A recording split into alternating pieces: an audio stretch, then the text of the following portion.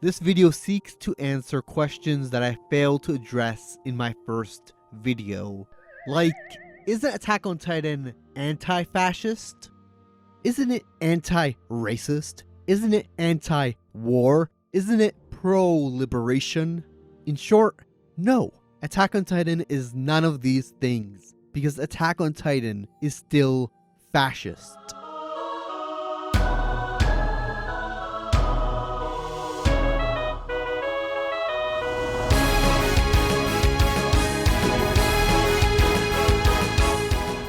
This video is the first half of a collaboration between Lost Futures and Soviet Linux. So once you've finished watching this video, Soviet Linux video will be waiting for you. Last year, I dropped a video that received both love and lots of hate.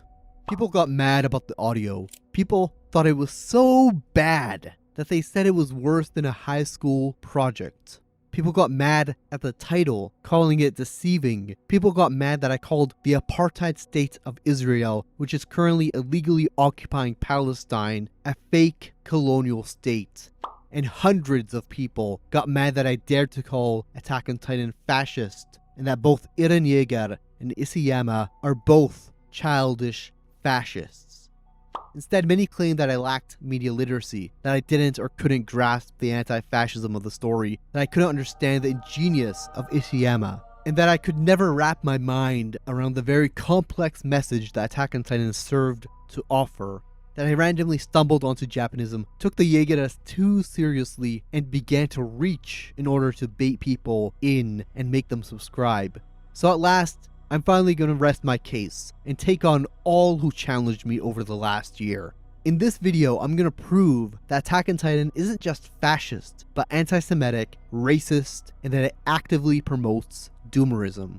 Finally, I aim to end this dark video with some hope, as there are some really positive animes out there that inspire the heart and radicalize the mind.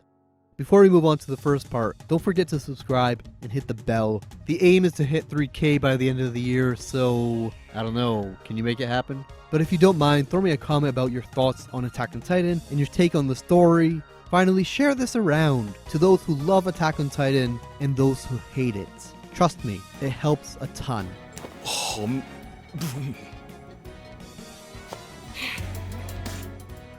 With that out of the way, let's go. Part 1. The Fascism of Attack on Titan. Oh, here we go again. The case of the anti-fascism of Attack on Titan rests on a reading that it's satire that serves to warn the viewer of militarism, power, and fascism.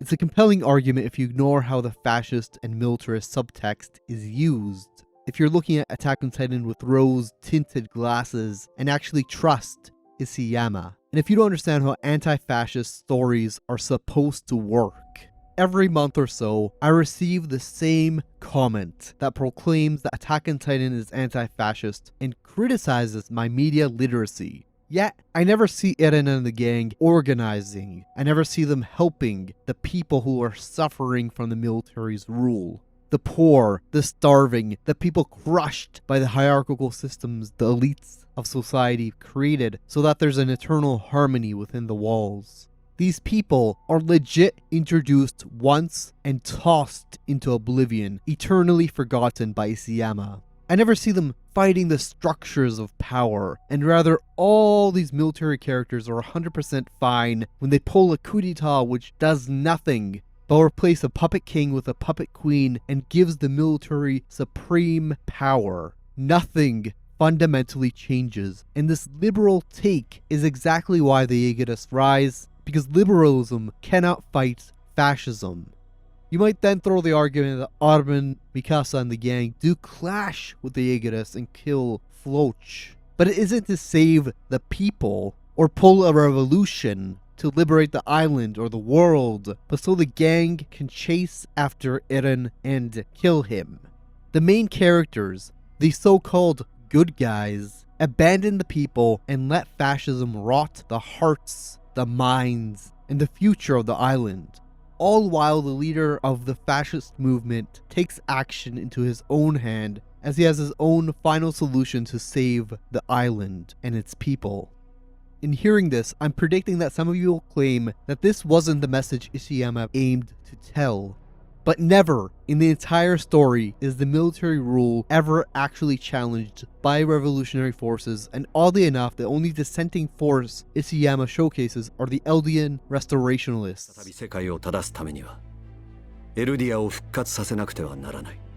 See, here's the thing about the fascism of Attack on Titan. It mirrors how fascism operates in our world. It's muddy, it's hard to decipher, it seems to have two faces and an appeal that can be read as a force against oppression, but the result isn't revolutionary, and rather it desires for a status quo with total domination, total dedication, and eternal harmony.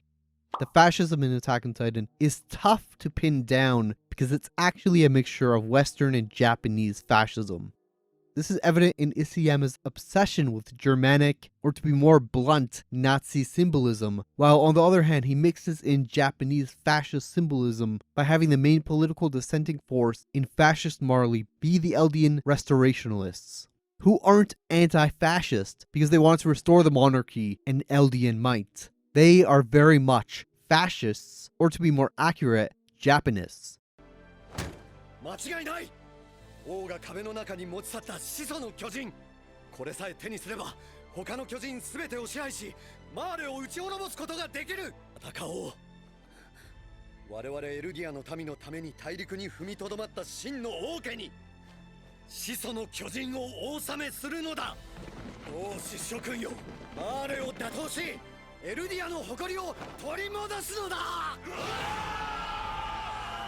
For people outside of Japan, it's easy for people to misread the Eldian restorationalists as they can be linked to Zionists in Israel, who wish to restore the ancient empire of Israel and occupy the land from river to sea. But even that is a flawed reading, because the Israelis in occupied Palestine are not oppressed, but are the oppressors. Further, a key commitment of the restorationalists is freeing the colossal titans in the walls of Paradis. The rumbling isn't simply an apocalyptic phenomena, as for the Eldian restorationalists, it is the key to regaining their military might, which can be used to subjugate the world once more and free the Eldians. The restoration of Eldia, thus, isn't this decolonial revival, but a restoration of supremacy that places the people of the world back into their proper place. In Japan, there existed a far-right ultranationalist party that was called the Japanese Restorationalist Party. And gee, I sure wonder what they wanted to restore. It's the Empire of Japan. And this is where that Marxist Japanese dude who I mentioned in my first video pops back into the story. Tosaka Jun warned the world back in the 1930s that first, liberalism is unable to combat fascism, and secondly, that Japan will seek to use its golden ages to attempt to restore itself. Attack on Titan is thus Ishiyama's far-right fantasy of what kind of a future he imagines for Japan. It's a Japan that isn't walled by peace. It isn't prevented because of pacifism. It's a Japan that fights its enemies on the mainland. And finally, it's a Japan that restores itself back to its so-called former glory. And some people might comment and ask me, how do I know all this? Have I spoken to the man? Have I met the man? Do I have access to his heart? I do not. But trust me, writers always have the end of their stories in mind, and part of writing, part of imagining, stems from one's political beliefs. If you don't believe me, let's compare animes.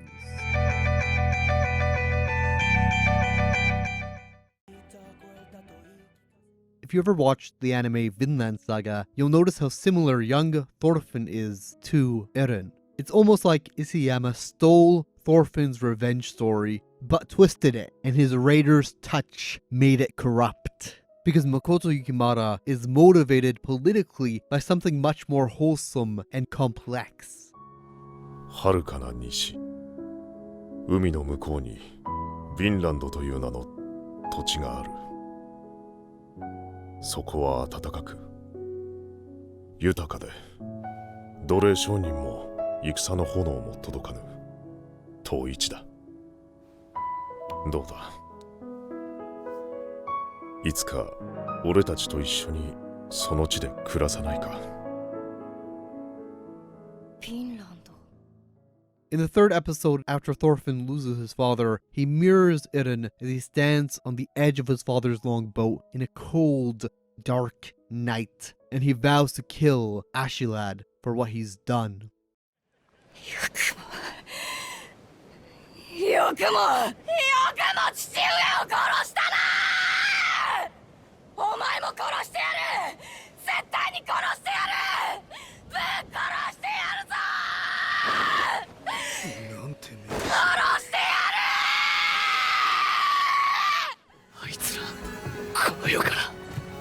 る。エレン、どうしたの？エレン。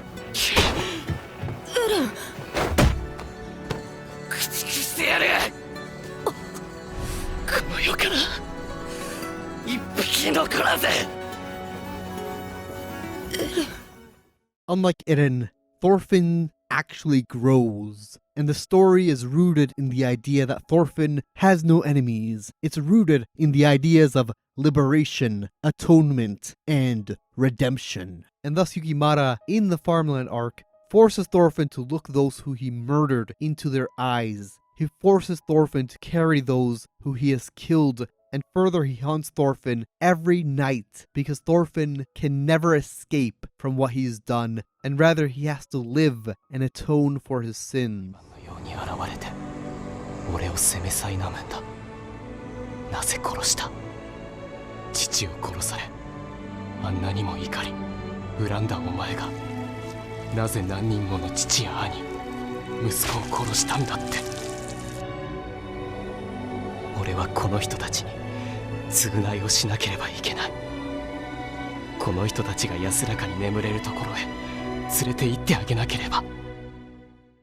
Thorfinn thus grows. He becomes brothers with Einar. They vow to sail to Vinland to fight the systemic issues of their society, to start over and build a settlement that is free from the fires of war, from oppression, slavery, and one that aids those who suffered in Viking society and brings them peace. エイナル、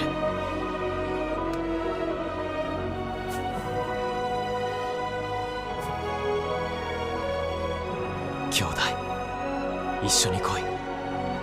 フィンランドに平和の国を作るんだ。アルネイズさんに胸を張って語れるような。やろう、兄弟。海の向こうに奴隷も戦争もない国を作ろう。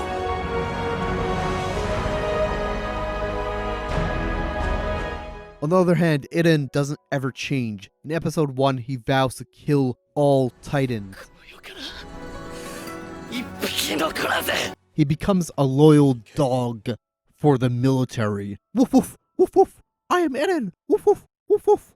He is used as a human weapon, but it's not something he deeply ponders like Thorfinn. Rather, as long as he gets to kill his enemies, he's fine with it. When the island is liberated from the Titans and the gang is having a jolly time playing in the ocean, he points towards the mainland, extending his vow that they won't be free unless all their enemies are killed.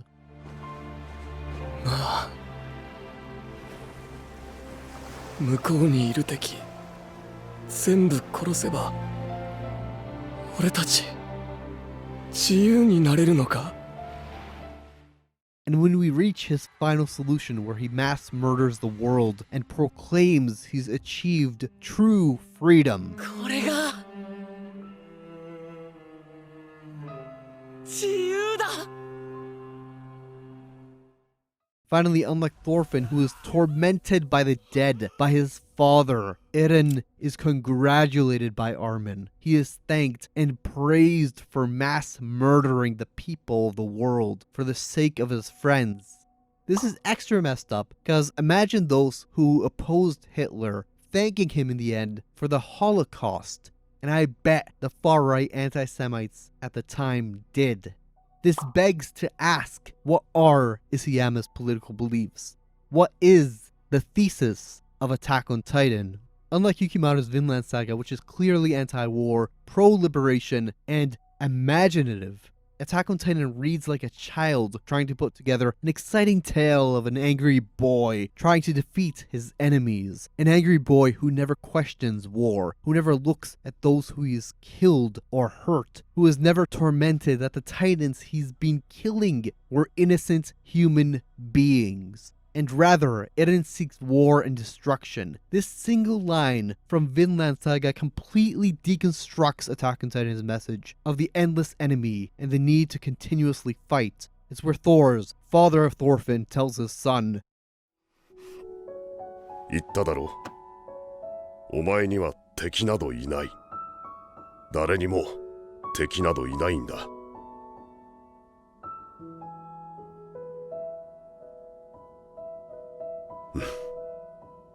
本当の戦士には剣など。The final thing I want to debunk and really cement is how Attack on Titan compares to actual anti-fascist stories. What confuses some is the vagueness of Eren's enemy, or who are the fascists the gang are fighting against. When the plot finally twists, we are to believe that Marley are the enemies of Eren. But then we are shown how oppressed the Eldians are in Marley, and thus one has to trace things up to the military command of Marley.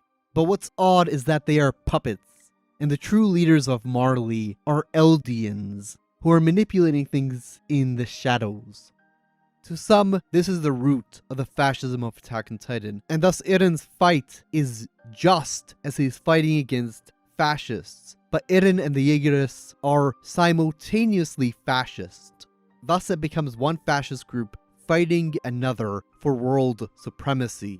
In most anti-fascist stories, the fascist opposition are made clear to the reader, but in Attack on Titan, Isayama cowers in the subtext and purposely makes them muddy. The oppressed never rise and fight, and the world is never liberated. In direct contrast, there is the forever hit manga, One Piece. Oda does not shy away. He does not cower like Isayama, who positions both Eren and the military of Marley as the final fascist opposition.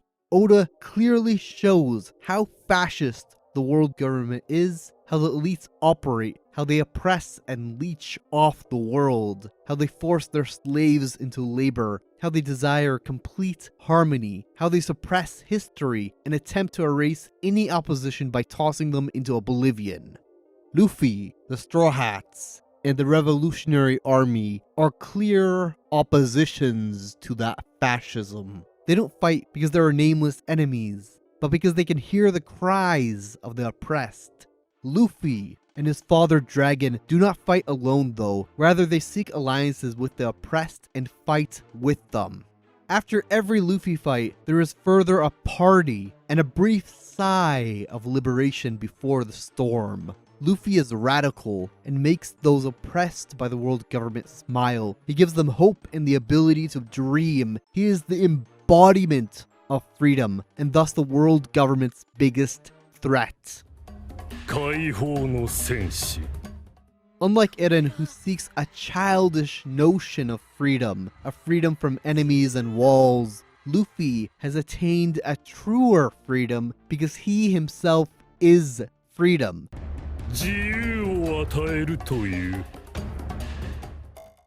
And although Oda has never claimed to be a leftist, his One Piece reads as a communist manifesto, an anti-fascist piece of art that touches the heart of the oppressed wherever they are in the world. もう終わりだ。関係ねえんだぞ。王様だろうと神様だろうと誰が偉くたって偉くなくたって関係ねえんだ。俺は海賊だからな。まあ関係あるぞ麦わら。ドラム王国は世界政府の加盟国だ。いいか、これは世界的大犯罪だぞ。だからそれも関係ねえんだ。これは俺の喧嘩なんだ。Thus, One Piece serves as a model for how anti-fascist stories should be told. Hey, this is Lost Futures from the Future, and once this video was 98% finished, I realized that there were some holes in my argument and in my case. So let's call this part Some More Fascism, and do a small lightning round. First, people have commented and will comment that Eren's actions are justifiable because he's defending his homeland. But this is very much an excuse all fascists love to use. Like this guy, who was given a standing ovation in the Canadian House of Parliament because he fought against the Russians in World War II, even though he was part of the Waffen SS and swore loyalty to Hitler. But since he was protecting his homeland, he's a good fascist, right? Nah. No, he's not. Attack on Titan uses this logic in both the first and the second half, and Isayama continues to try to sell this logic. In the first half, after Eren's mom gets eaten, he swears to exterminate all the Titans, and the viewer, being oblivious to the fact that the Titans are actually condemned Marlians, cheer Eren and the gang on because the Titans threatening the homeland are these mindless monsters. But even in this first half, where we are oblivious, the framing of these external enemies can be tied to the notion of the barbarians at the gates, a concept the Nazis used in justifying their invasion of the USSR, and it was carried on after the Cold War, such as with the refugee crisis. The second half of the story, things become a lot more clear, as without the external enemy on the island, there is now a new external enemy, and according to Eren, it's the entire world. So the same logic gets applied again, as in order to defend his homeland, Eren must eliminate all of his enemies. Isayama's pitch here is a bit murky because he paints Eren as the bad guy, but the ending reveals Eren did defend his homeland, as he gave them security and a militaristic advantage over the rest of the world. This same logic, by the way, is used by America, as there are so many documented cases on preemptive strikes, and also it's applied by the fake apartheid settler colonial Israel through the ambiguously phrased defense through attack. Like Eren, both America and Israel have sought to wipe the so-called animals off the face of the earth in the name of homeland security. אין מים, אין דלק. הכל סגור. אנחנו נלחמים בחיות אדם ואנחנו נוהגים בהתאם. The next thing I missed is that this logic of defending the homeland is actually what allows the rumbling to happen. A lot of people have told me that Ottoman, Mikasa, and Jane tried to stop Eren and kill him, but what they always leave out is that they caused the rumbling by naively believing in Eren. Even after Armin and Mikasa heard Eren's vow that he wants to kill all of their enemies on the mainland, they still think he wants to defend the homeland and protect the island, instead of joining Marley and killing Eren on the spot. They interfere with the operation and make it so that the rumbling does happen. The blood of Eren's genocide is on their hands. In the entire runtime of this video, I never call it the Oriental shit. Like, why are Mikasa's people referred throughout the series as Orientals? If this was written by a white dude, it wouldn't be super odd, but Isayama is Japanese, and Mikasa's clan are basically the in-universe Japanese, and yet they are referred to as Oriental. Like, what the fuck, Isayama? Now, you might ask, isn't this the fascism lightning round? How is Orientalism connected to fascism? Well, because the Huziri are basically honorary Eldians, much like how the Nazis labeled and saw the Japanese as honorary Aryans. And maybe it's justifiable for the Eldians to call non-Eldians as Orientals, since they're encaged by walls. But race in Attack on Titan is very lazily written, as you have the Eldians, the Marlians, and the Orientals. Talking about race, let's talk about the racial purity in Attack on Titan. Something I left out when I was talking about Japanese fascism is the concept of the Yamato race, and how the Japanese tied their empire to Japan's mythical origins that gave them a divine right to rule over all of Asia. This mythological past really did convince Japanese commanders that what they were doing in Asia was just, and it helped the Japanese government convince its people that everything was fine and dandy by calling its invasion and brutal occupation of all of Asia the Co-Asian Prosperity Sphere. What the fuck? The Yamato race idea is really a single dot in what makes Japanese fascism, but it was used to create a culture of fascism as the Japanese were to be pure, beautiful, clean, and Japanese society was to be in complete harmony. When it comes to Attack on Titan, the Eldians can be read as both Japanese and Germans, because the Yamato race theory has some connections to the Aryan race theory. Except the Yamato race theory has closer connections to the series because the mythological past the Eldian restorationalists idolize resembles the sun god Yamato and Imperial Japan. Further, this mythological past makes the cause divine, as both the Eldian restorationalists and Imperial Japan held the belief that they had a divine right to rule over others. Finally, although almost all branches of fascism call for complete unity so that the will of the leader is enforced by the masses, the ending of Attack on Titan, where all the Eldians of Paradis shout out as one, reads more as a Japanese take than a Nazi take. But it can be read as both. I'm not denying that. I'm not gonna be like, it's purely Japanese. It's one or the other, blah blah blah blah. I'm not like that. The final fascist points are things that I couldn't find space for. The first being the fascist elephant in the room, Erwin Smith. Erwin Smith is based off an actual fucking Nazi. And I could go on for minutes connecting the dots, but that's your homework.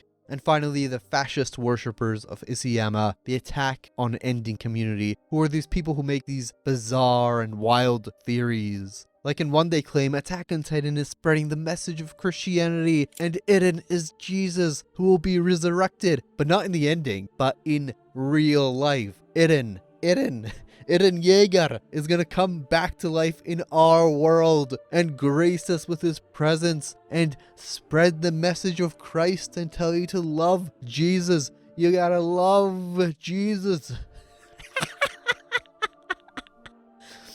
This community is also very, very toxic, as when people do call out their nonsense, they go out and attack them. If you're curious to hear more, please do watch Soviet Lunak's video, as I couldn't find room to fit them in this video. However, we have only scraped the tip of the iceberg of the fascism in Attack on Titan. It's time to dive a little deeper and take a look at the racism of Attack on Titan. There were a number of comments that completely changed how I saw and read Attack on Titan. They were gifted to me by Jewish readers of the series who were disturbed by Isayama's anti-Semitic symbolism and felt their voices were largely ignored. One commenter told me that they stopped reading Attack on Titan once they saw the armbands and were shown that the Eldians were interned much like the Jewish people were in Nazi Germany. Although most readers were able to brush these symbolisms off, this commenter was bothered by it because to them it seemed like Isayama was handling that heavy history rather lightly and inappropriately.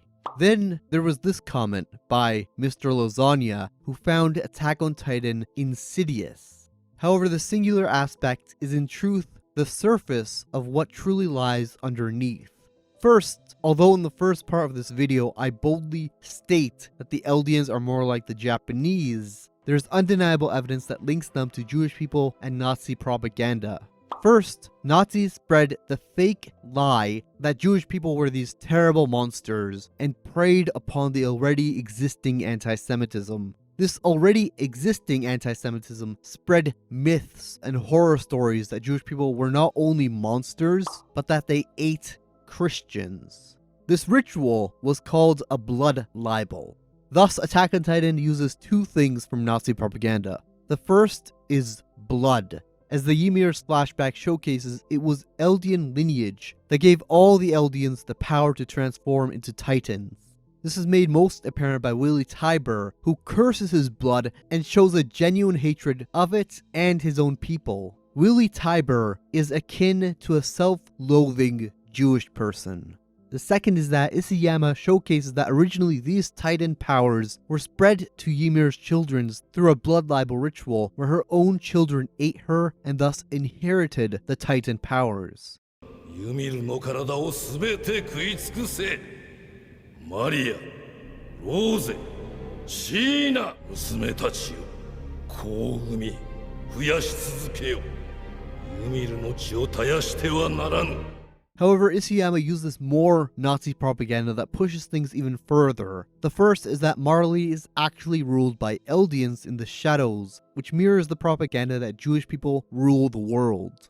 And secondly, that if Jewish people were to have such power over German society that they would bring the apocalypse, and thus in order to purify German society, they had to be eradicated from existence. This apocalyptic myth is the rumbling, as Willie Tybur explains here. パラディ島の脅威とは、この超大型巨人軍による襲撃、地ならしです。一度地ならしが発動されてしまえば、我々にできることはもうありません。人類はただ終末の足音に震え、逃げ惑うのみ。あらゆる都市や文明は踏み潰され、文字通り全ては平らな地表と化すのです。 Finally, as Mr. Lasagna states, there is the rumbling itself, which is a metaphor for the Holocaust. Although some have criticized Isayama for using these anti-Semitic tropes and for aiding far-right fascists online, it's fucking disgusting how he uses Nazi propaganda so liberally, and it should make any viewer or reader question what the fuck he's actually doing and what the fuck is he actually trying to say. Although the anti-Semitism of Attack on Titan is up to the reader to decipher, the anti-Korean sentiments have real-life receipts from Isayama. Isayama is without a doubt a far-right Japanese ultranationalist. And what cements this is that one of the most respectable military commanders in his manga, Dot Pixis, was based off a Japanese general who took part in the invasion and the annexation of Korea. This annexation would lead to some brutal war crimes and gave Japan access to China, and a part of China where Unit 731 would operate. These biological operations mirror how Marley would operate on the Eldians and create biological weapons of war. It's fucked up.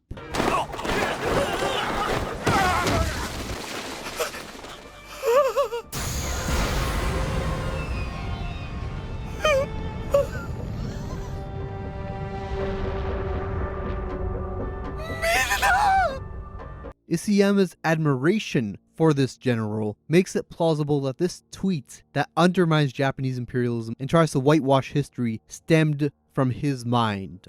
Although his authorship of it was never confirmed, it's quite believable that Isayama would believe that Japan aided the Koreans that they occupied, and this belief has deep ties to Japanese people who deny war crimes. しかしグリシャ、よくこの古語が読めたな。いや、まだほとんど解読できてないんだ。でもなぜ真実が分かった？そんなことすぐに分かるだろう。なぜなら俺は始祖ユミルを信じている。俺たちは選ばれし神の子、ユミルの民だ。It also has deep ties to the Japanese far-right ultranationalists who carry anti-Korean sentiments and regard Korean lives as insects. Further, these beliefs are not only carried by fringe right-wing groups online, but by politicians, music composers, anime producers, and mangakas. In my last video, I proved this by exposing the late and very dead Shinzo Abe, who not only denied Nanking, but also the comfort women system and tried to restore Japan's military might by whitewashing history. Abe, a president of Japan, truly believed that Japan in World War II had a glorious and harmonious past, which his war criminal grandfather most likely taught him. What this showcases is that there's a sick problem in Japanese society, and its roots are in the fact that the Japanese people did not take responsibility for the sins of their fathers. Due to this fact, denial spreads, hatred of those who sought justice spreads, and the Japanese people must continue to spread a narrative of lies that attempts to hide the truth. Finally, due to these realities, many readers have found an uncomfortable dissonance as Isayama's characters seek truth and oppose those who hide the truth, when he himself exists in a state of denial. I speak of this denial in my video on Japanese war crimes, but it's an atmosphere of denial that aims to cover the atrocities Japan committed and absolve the Japanese people of the sins of their fathers. Ah, but the sins never die. The sins never die. Can't wash the blood off her hands. This denial, paired with the Eldian restorationalists and Isayama's clear desire for Japan itself to restore itself back to its former imperial glory, makes his political beliefs a bit more clear. Although some again may claim and protest and criticize me for making such a bold accusation, Isayama is a Japanist, a Japanese fascist. What further proves this is that his beliefs are extremely murky because he intentionally cowers and hides them. He isn't anywhere near the level of Oda or Yukimura, who in their first episodes or chapters boldly state their messages and follow through with them as their stories twist and turn. 正気が貴様ら全世界を敵に回して生きられると思うなよ望むところだ。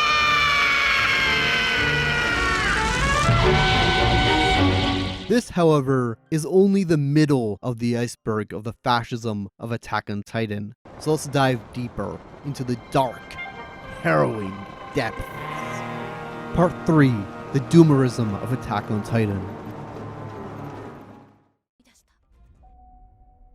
Attack on Titan is an anime that is built off the foundations that the world is inherently cruel, twisted, and a dark place.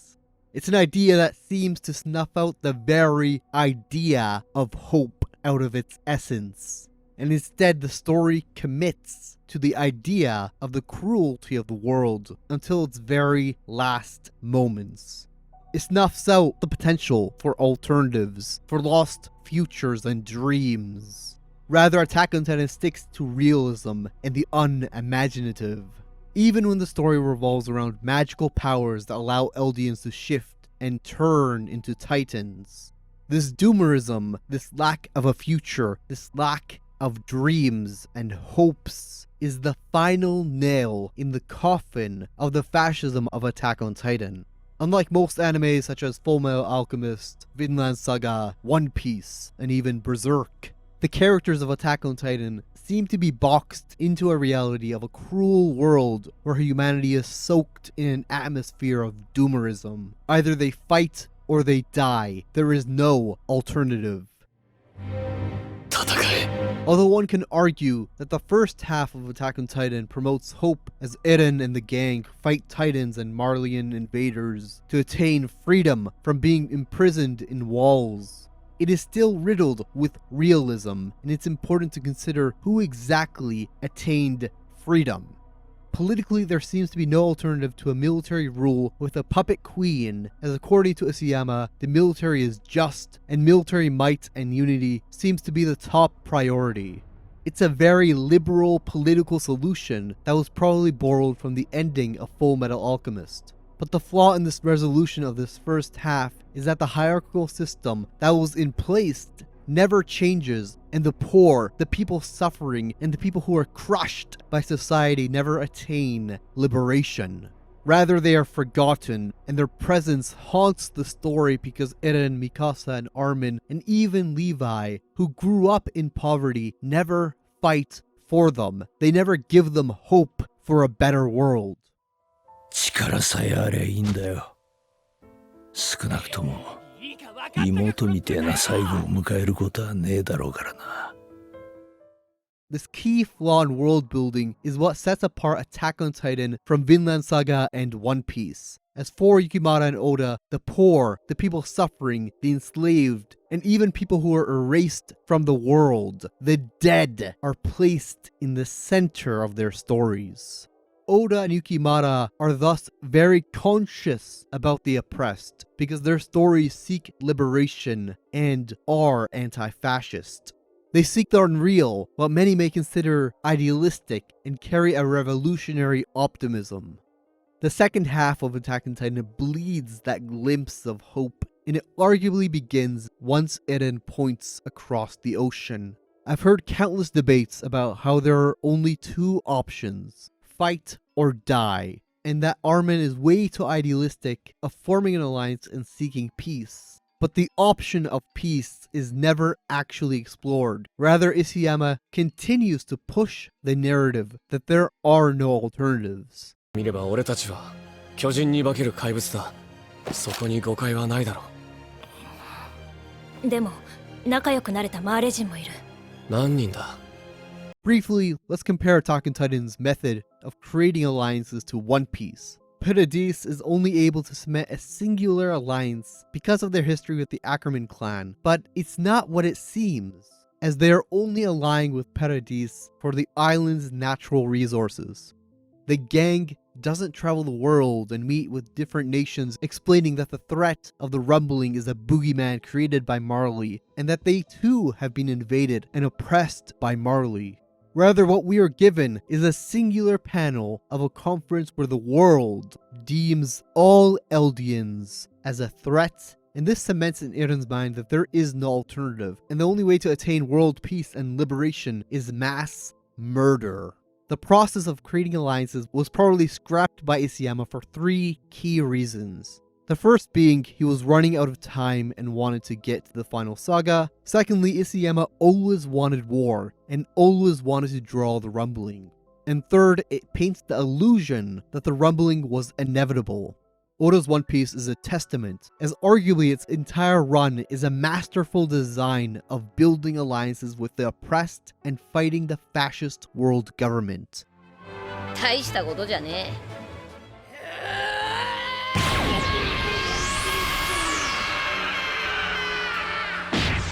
And as Luffy and his crew hop from island to island fighting tyrants, gods, and emperors of the sea, they make alliances with humans, giants, people of the sky, shipbuilders and the working class, enslaved people, Amazons, trans people, past enemies, fishmen and merfolk, marines, enslaved toys, dwarves, revolutionaries, notorious pirate captains, and the samurai.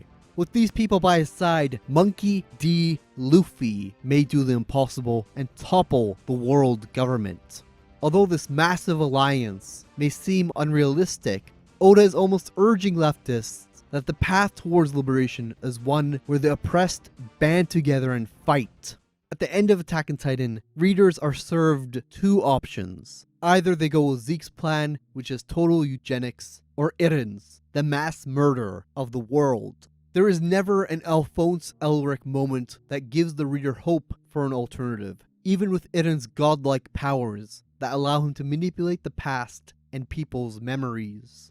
At the end of Fullmetal Alchemist, Al has an epic debate with the realist war criminal Kimberly, who tells the boy that there are only two options. But rather Eren's godlike powers is used to manipulate the events of the past to make it so the rumbling can happen, and for the world to be covered in suffering and despair. Attack on Titan fans love to claim that the manga is all about liberation and freedom, but Eren's powers robs the fate of everyone in the world and makes him a fascist dictator of wills.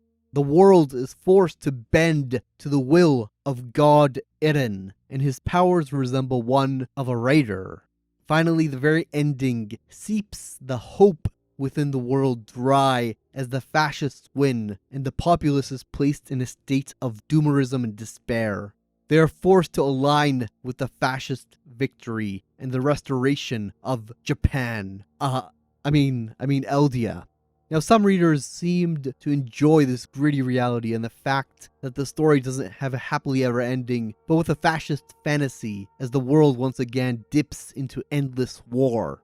It never ends with that typical anti-fascist ending where liberation is achieved, but with Armin thanking Eren for the tough decision of mass murdering the entire world. It ends in a state of doomerism, in nihilism, and this doomerism, in my opinion, aids the fascism of Attack on Titan because it severs the idea of hopes, dreams, of character growing and changing and evolving, and of lost futures. I'm also not against the fight. I revel in violence. I was taught about the importance of violence by my teacher, Franz Fanon. Colonialism is not a thinking machine, nor a body endowed with reasoning faculties. It is violence in its natural state, and it will only yield when confronted with greater violence. But what spurs the fight isn't doomerism, it isn't apathy and submission to the fake powers of fascism, but hopes, dreams, and the possibility of a better future. The video essayist Sophie from Mars actually just made a great video about climate doomerism that you should check out after this one. One can throw the argument that this dark and grim ending serves as a cautionary tale of what may happen if fascism rises. But in reality, it walls the viewer and robs them of a future. And sure, Isayama makes it into this pathetic man in the end, showcasing the facade behind the strong man, but in my opinion, it isn't enough. In this conclusion, the reader is almost tricked into feeling sympathy for Eren, as see, he mass murdered everyone for his friends. See, his friends all forgave him. See, they thank him. See, they pay their respects to him. Eren was let off too lightly and should have at the very least been made to suffer for his sins. He should have been forced to look at every single person who he murdered in the eyes and beg them for forgiveness. そうだ。よく見ろ。知ってる顔があんだろ。そいつらみんなお前が殺した人間だぜ。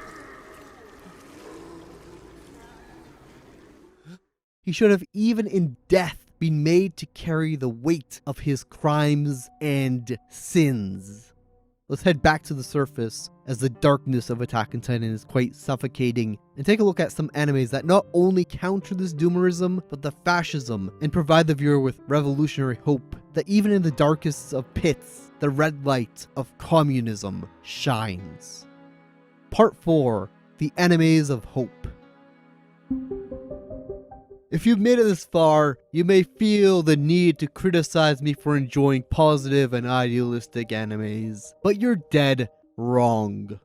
One of my favorite shows of all time is BoJack Horseman, and although it's not an anime, it fills me with a deep and dark despair. The show's real message is up to debate, but even as depressing as it is, BoJack Horseman had a positive impact on me. I may be a voice, but in reality I am a human being who at times has been shitty to others. I've hurt people, and sometimes I don't even notice. BoJack forced me to look inwards, to reflect on how I treat others and if I value my friends. It made me avoid being like BoJack and tend relationships. Todd, I'm sorry, all right? I screwed up. I know I screwed up. I don't know why. Oh, great. Of course. Here it comes. You can't keep doing this. You can't keep doing shitty things and then feel bad about yourself like that makes it okay. You need to be better. It also made me question my existence for a really long time because it continuously throws the question, does this all really matter? See, Sarah Lynn? We're not doomed. In the great grand scheme of things, we're just tiny specks that will one day be forgotten. So it doesn't matter what we did in the past or how we'll be remembered.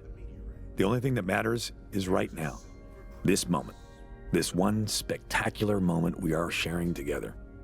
It's a show that also made me marvel at the writing, the voice acting, and its use of colors. One of my favorite episodes is the one where BoJack is to give his mother's eulogy, and it's just him on a podium, talking, remembering, and hell, is it so well written. So I'm a fan of the dark, the depressing, and most of my historical research is me shifting through crimes committed against humanity. One of my aims when making videos that tackle dark topics is to try and twist things and show people that despair and doomerism isn't the way, as the future hasn't been lost. Before he passed away in 2021, Kentaro Miura left this world with something special: Berserk.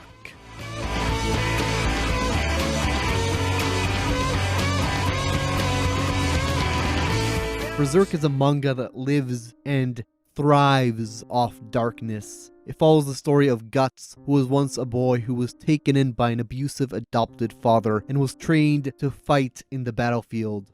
To this day, I remember flipping the page to where Guts falls and stumbles away from that life and ends up laying on his back in a random field, and my eyes gazed up at the stars. And that was the moment I fell in love with Berserk. The story picks up after that, as according to DJ Mule, who made an excellent video on the queerness of Berserk, it's a love story. We see Guts join the band of the Hawks and become Griffith's man. We see him get a family and is surrounded by people who love him, admire him, and respect him. And then spoilers, he loses it all. He vows his revenge, begins to walk a path of darkness and destruction. Guts becomes a demon in order to fight fate itself. The panels echo with blood and anger. We see the cruelty of man, the darkness in man. But as the story goes on, Guts, this really sad and traumatized man, begins to slowly pick up companions. He begins to care about others. He begins to value his life. And the mangaka left the manga before his death at a place where Guts was once again surrounded by people who love him and care about him. He had regained his humanity. Guts, in this moment of peace, is told to reconsider his ambitions and maybe be content with what he has regained. Berserk is a lot of things, but in my reading, it demonstrates how a character such as Guts, who becomes a demon to get his revenge, to deny his fate, is able to change and evolve and find kindness in a dark, cruel world. まあ、しくじる方にみんなかけてるけどな。こうして眺めてると、なんだかあの明かり一つ一つに連中のそんなちっぽけな夢とか思いが宿ってるって、そんな風に見えてくるぜ。夢のかがり火か。Gurren Lagann is an anime that begins in darkness. The story initially follows Kamina and Simon, who live in a world where humans were forced to live in the underground in order to keep the human population under control. この村に多くの人間を養うだけの力はない。わしが村の長になって初めてしたのは、ここに暮らす者の数を50人までと定めることだ。The reason for humanity's subjugation is unknown for most of the show's run, but even if it's unknown, it doesn't stop Simon or Kamina from seeking liberation and drilling a hole in the heavens. 俺はシモンだ。大グレン団のリーダー、穴掘りシモンだ。お前が壁となって俺の前に立ちふさがるなら、いつだって風穴開けて突き破る。それが俺のドリルだ。Gurren Lagann is boldly anti-doomer. It is boldly anti-fascist, and it spurs the heart, as the main villains and the people who seek to oppress humanity are known as anti-spirals, who are these entities of despair who seek to bring every world into a state of total despair. たとえ宇宙に出たとしても、彼らを待っているのは絶望です。なんだと？アンチスパイラルが求めているのは絶対的絶望。そのための手段は全て講じてあります。Like, or make video essays. 天も次元も突破して掴んでみせるぜ、己の道を。天元突破、グレン・ラガン。俺たちを誰だと思ってやる。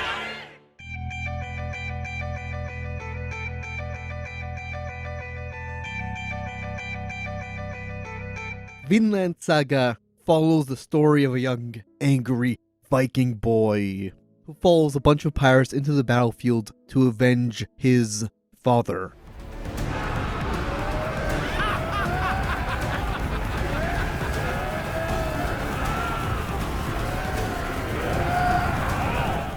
But I'm gonna skip this one because I've already made 2 video essays on Vinland Saga talking about its message of true liberation.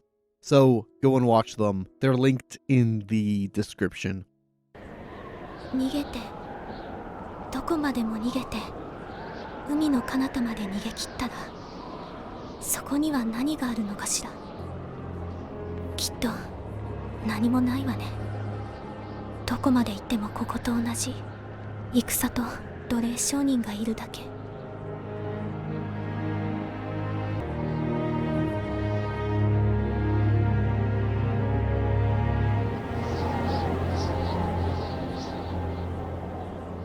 遥か西、海の向こうにフィンランドという名の土地がある。そこは暖かく豊かで、奴隷商人も戦の炎も届かない遠い地。そこなら誰も追っては来れない。The final anime that I want to talk about that combats the fascism of Attack on Titan and the Doomerism it spreads is One Piece. 選ぶべき世界が目の前に広々と横たわっている。終わらぬ夢がお前たちの導き手ならば、超えてゆけ。己が信念の旗のもとに。Attack on Titan fans watching this far may call me a woke moralist, as many of them consider One Piece as a childish anime and the complete opposite to Isayama's genius, dark and gritty Attack on Titan.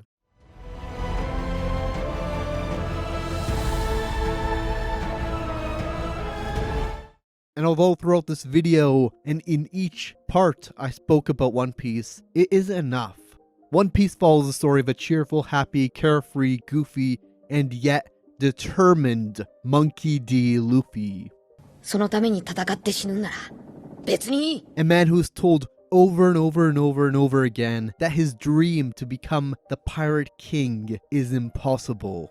And yet Luffy fights against fate and defies the realism within the world. パンチの打ち方を知ってるかって。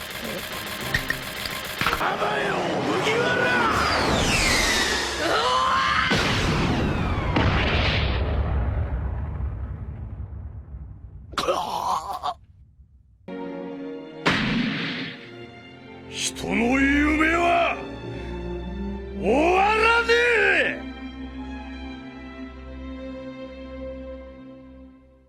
そうだろう。 He is also not a selfish man, as in the second half of the story, readers are shown that there are pirates who took very different paths to attain power, but none of them actually compare to Luffy, with the exception of the Revolutionary Army. 思うままに生きろ、ルフィ。時代は時としてあらゆる偶然と死期を帯びて世界に問いかける。我らがいずれ出会う日も来るだろう。 Although One Piece for most of its run is this fantasy-like anime, Oda built up to the darkness that shrouds the world. This darkness is hyper-realistic, as to most oppressed people, oppression is the norm, and it's so normal, in fact, that it breaks the spirit of rebellion and liberation.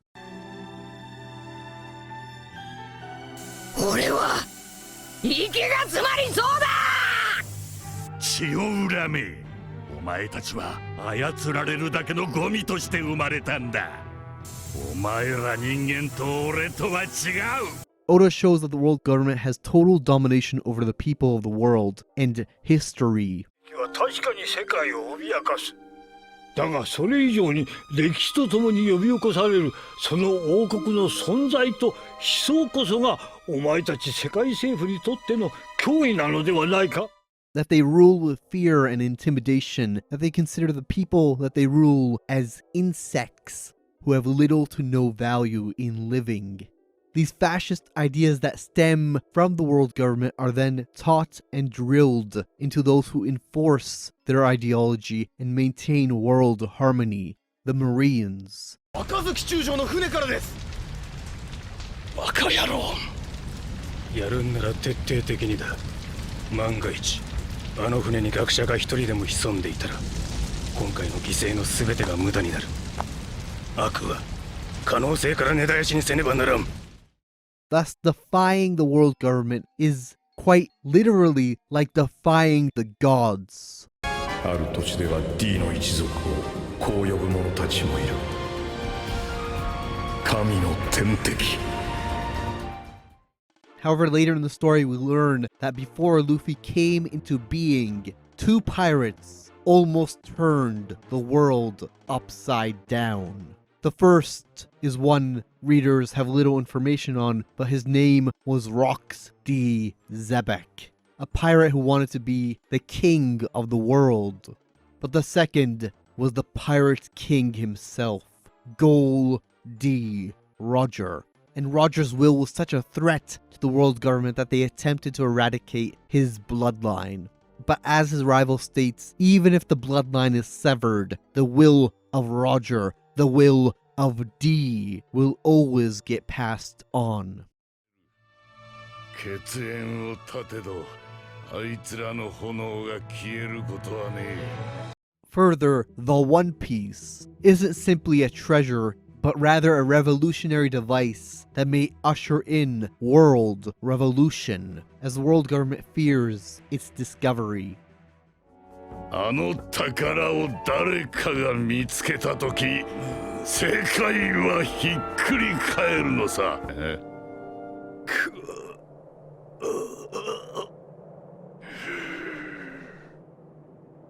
ワンピースは実在する! But also the very existence of a One Piece creates dreams and makes people believe in the impossible.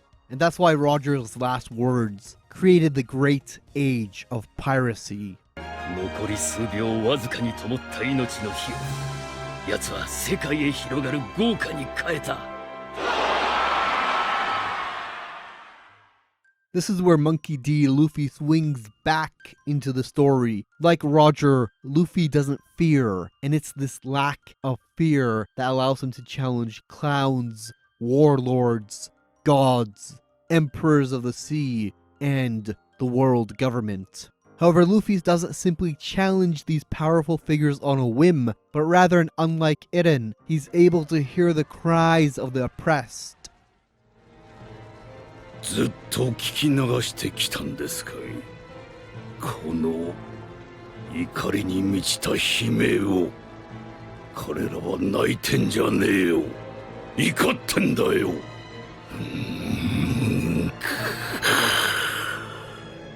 世界政府ってのは神かなんかですかい。 As I said before, Luffy's road to becoming the Pirate King and finding One Piece is undeniably tied to the liberation of others and the world. Luffy and Eren may seem similar, as both fight to protect their friends, but unlike Eren, Luffy fights for and with random oppressed strangers and defies futures that seem to be set in stone.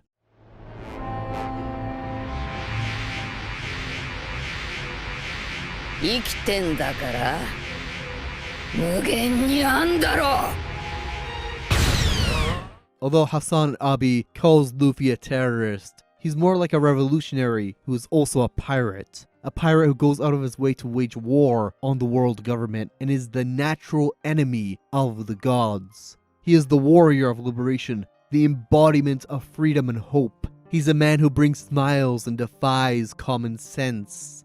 And finally, as a dreamer, Luffy allows others to dream and believe in the bringing of dawn. A dawn that will end the dark, depressing, oppressing night that has covered the world in an eternal darkness. つまりノックスはこれと同意だ。夜明け前。 Luffy's true dream isn't known yet, but it seems very unlikely that Oda will fumble the ending of his story like Isayama did.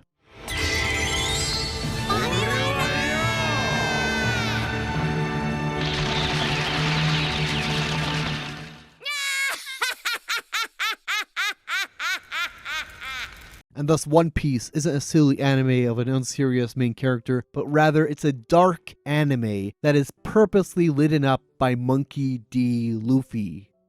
Oda's One Piece was created to intentionally fight fascism, transphobia, racism, class divides, the police, unjust hierarchies, and radicalize hearts and minds. One Piece has motivated me and a lot of others to fight for a better future. A future that hasn't been lost.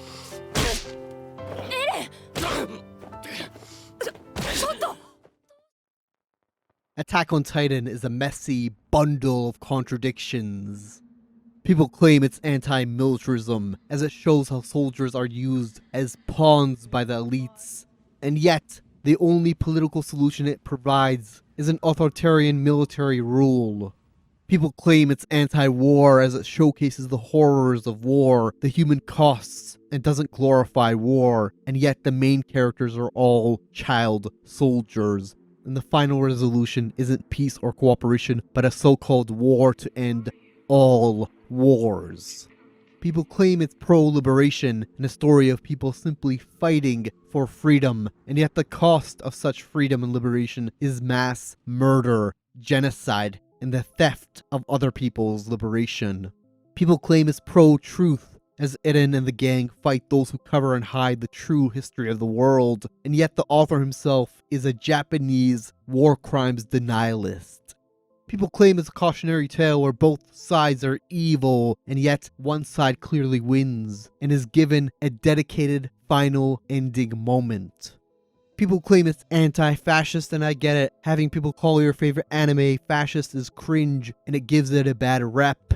And yet the main characters never actually defeat the fascism, and rather let the fascists rot the hearts and the minds of the world. The people of the world who are oppressed by both Marley and Paradise do not band together and fight fascism and attain liberation. The main characters, the so-called good guys, abandon the island and let the fascists take over so that they could go and stop, or more accurately save their best fascist Hitler friend, Eren. And once the dust settles, they show their gratitude towards him as he mass murdered the world for his friends. They pay their respects towards him and abandon the people, leaving the world in a state of Doomerism and despair under fascist rule. In the final pages of the manga, we see the effects of this fascism as the world dips into endless war, and we realize that Eren had failed to break the cycle of violence and rather restarted it. Attack on Titan isn't anti-fascist. It isn't pro-liberation. It isn't anti-war. It isn't about an angry boy who simply wants to kill all Titans. And it isn't a cautionary tale. Attack on Titan is still fascist, written by a Japanese who denies war crimes.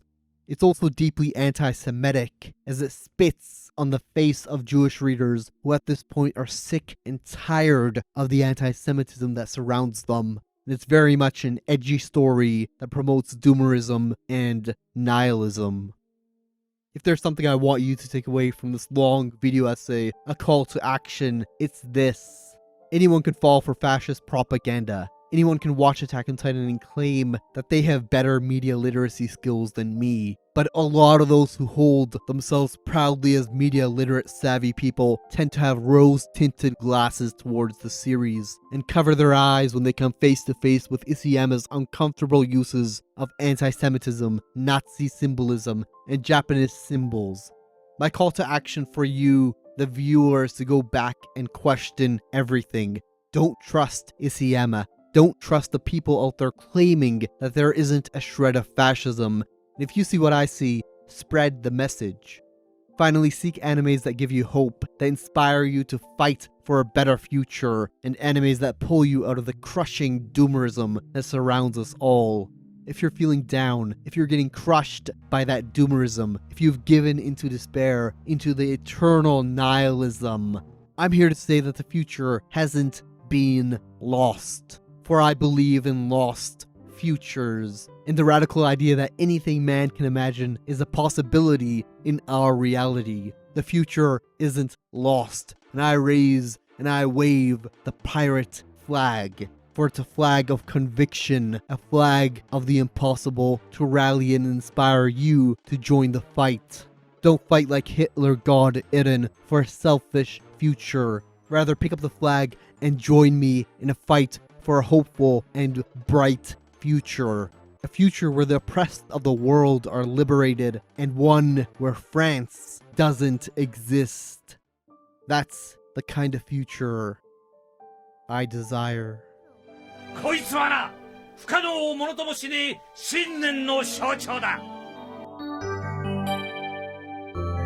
Hey, welcome to the end of the video. Congrats on making it.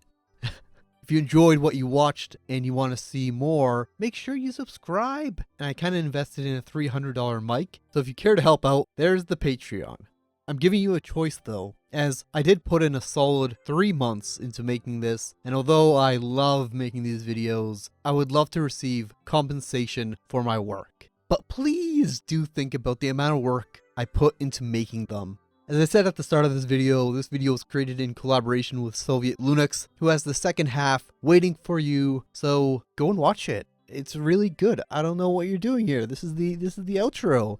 This video wouldn't have been as fleshed out without her help, so I want to thank Soviet Linux for the help, and for all the times I had to vent about how much I fucking hate Attack on Titan. I fucking hate Attack on Titan. It's like, okay, the first time seeing season 1 and 2, I was a fan. Okay, I admit it. I was intrigued by the mystery.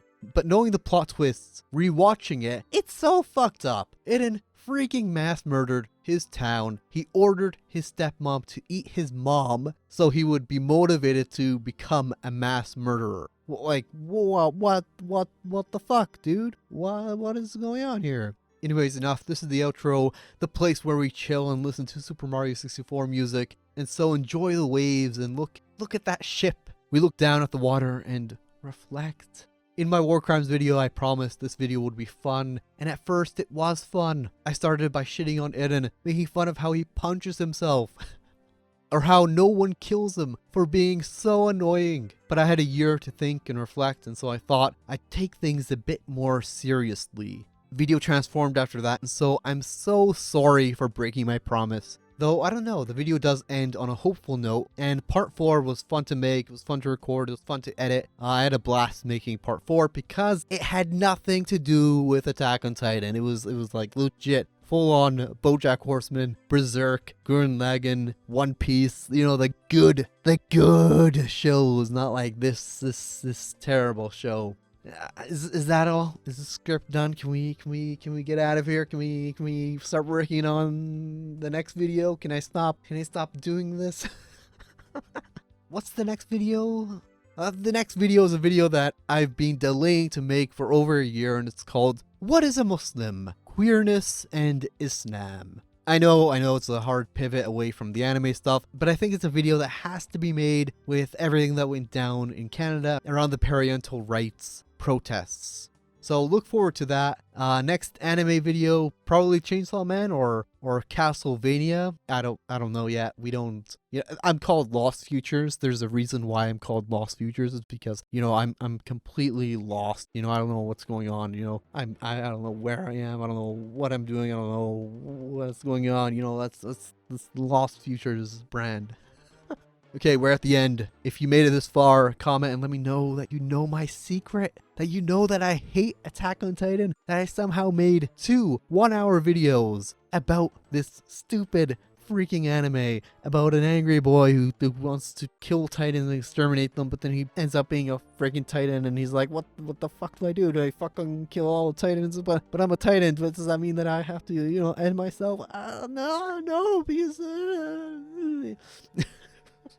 The secret that I've been hiding throughout this entire video is that I hate Attack on Titan, and maybe someone who is not a fan, who really hates this video, has made it to the end of the video. For that person, I want to say congratulations. Oh my god, I can't believe you watched an hour of my video. I'm really happy and proud of you. And you know, man, you know, you could go down, comment below, and tell me, hey man, how did you? Why should I listen to you? You hate Attack on Titan. You shouldn't be making videos about Attack on Titan since you don't love it. But that's the thing, man, right? My hatred is what motivated me to make these videos. You know, it was like it was like a pure, lovable hatred that just pushed me to continuously wake up in the morning and edit this freaking video, to make it happen, to make it a thing. So yeah, man, I hate Attack on Titan, and you gotta live with that fact, okay? Okay.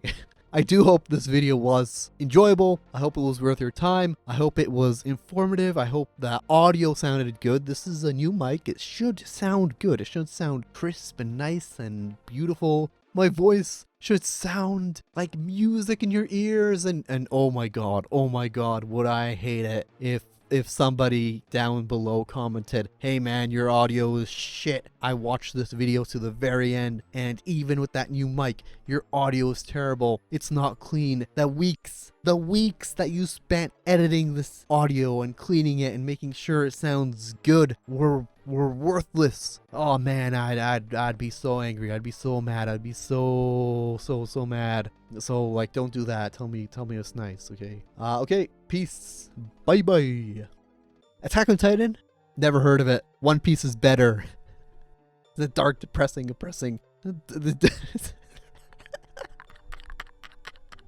It's a dark, oppressing, depressing video. That's what it is. Yeah, it is. Okay, last one. Palestine will be free from river to sea. That's it, we're done. Bye-bye. We're doing the Mario. Bye-bye. Bye-bye.